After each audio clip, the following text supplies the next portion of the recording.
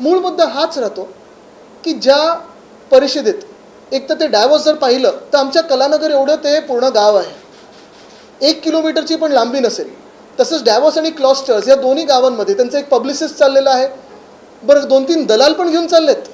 ही सगळी जर यादी आपण पाहिली तर आपल्याला देखील धक्का बसेल की एवढे सगळे लोक डॅवॉसमध्ये नक्की सुट्टी मनवायला चाललेले आहेत, सुट्टी करण्यासाठी चाललेत, मजा घेण्यासाठी चाललेत की खरोखर काम करण्यासाठी चाललेत. आणि खरोखर जर काम करायचं असेल तर राज्याचे जे प्रमुख असतात आत्ता घटनाबाह्य आहेत, पण ते त्यांच्याबरोबर 1-2 ACS घेऊन जाऊ शकतात. ज्या खात्याशी MOU आहे त्या निगडीत खात्याशी लोक घेऊन जाऊ शकतात. एक जरी घेऊन गेलं तरी बस असतं. सही करायला किती लोक पाहिजेत? जर कुठच्या बॅगा उचलायच्या असतील, गाडीला धक्का मारायचा असेल, काही खेळ खेळायचा असेल तिथे, तर 50 लोक गरजेचे आहेत. पण उगीच आहेत म्हणून घेऊन जायचं, कोणी विचारत नाही म्हणून घेऊन जायचं. केंद्र सरकारचं पण काही अंकुश राहिला आहे की नाही मला माहिती नाही, पण खरं तर MEAने विचारलं पाहिजे. आणि मी आज MEAला सवाल करतोय की 50 लोकांचं डेलिगेशन, राष्ट्रीय डेलिगेशन पण 10 ते 12 लोकांपेक्षा जास्ती नसतं. पण हे डेलिगेशनमध्ये कोण आहेत पुन्हा एकदा विचारतो मी. बिझनेसमॅन कोण आहेत का? तर नाही आहेत. सगळेचे सगळे PA आहेत, OSD आहेत आणि सगळेच लोक हे पूर्ण त्यांची यंत्रणा घेऊन चाललेले आहेत. कशासाठी? हा एक मूळ प्रश्न राहतो.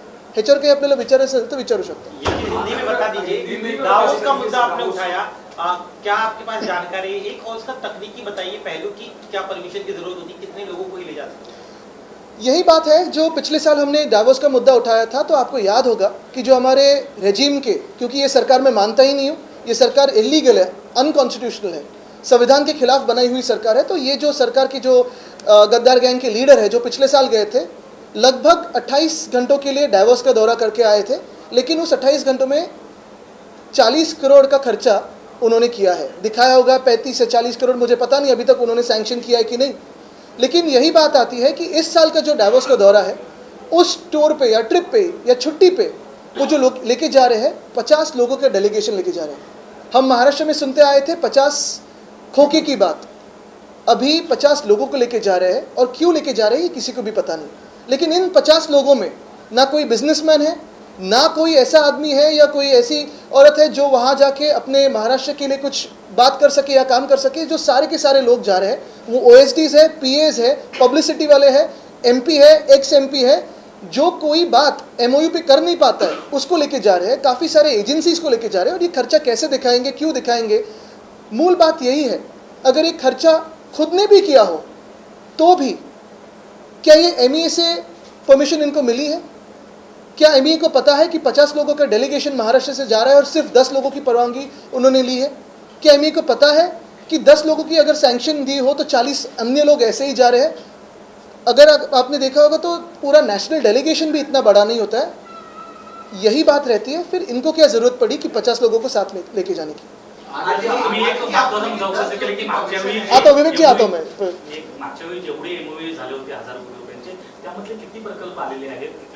त्याच्यावर आम्ही पूर्ण आता प्रेस कॉन्फरन्स घेऊन. पण पहिला मुद्दा हाच आहे की आज मुख्यमंत्री कार्यालयाने खरोखर किती लोकांना परवानगी मिळालेली आहे MEA कडून हे त्यांनी प्रेस नोट काढावी. किती लोक खरोखर चाललेत, कारण बघा नंतर व्हिडिओज तिथून येऊ शकतात. तिथे पण लोक लक्ष ठेवून आहेत किती लोक चाललेत. अनेक दलाल चाललेत त्यांच्यासोबत. कशासाठी चाललेत? तिथे MOUच्या बरोबरच काही पैसे वगैरे बाजूला देणार आहेत का? हा एक विषय येतोच. पण त्यांनी स्पष्ट करावं की किती लोक जाणार आहेत. मी ऐकतोय काल काही लोक गेलेत, आज काही लोक चाललेली आहेत, उद्याही काही लोक जाणार आहेत. हे सगळं जे पूर्ण धोक्याचं वातावरण बनवून ठेवलेलं आहे ते स्पष्ट करावं. तिसरी गोष्ट म्हणजे मुख्यमंत्री तिथे कोणाकोणाला भेटणार आहेत, जसं आम्ही त्यावेळी जाहीर केलेली तसं यादी त्यांनी जाहीर करावी, फोटो सकट. आणि आता त्यांनी यादी पूर्ण आयटेनरी जाहीर करावी.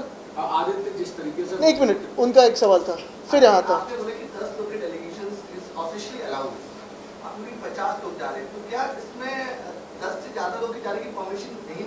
नहीं, नॉर्मली अगर देखें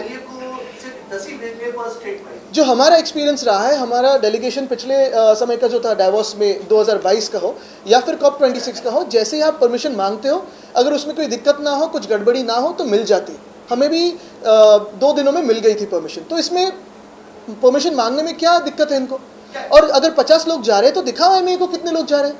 ये आपके देश की ही सरकार को आप अंधेरे में रख रहे हो, ये कौन सी बात हुई?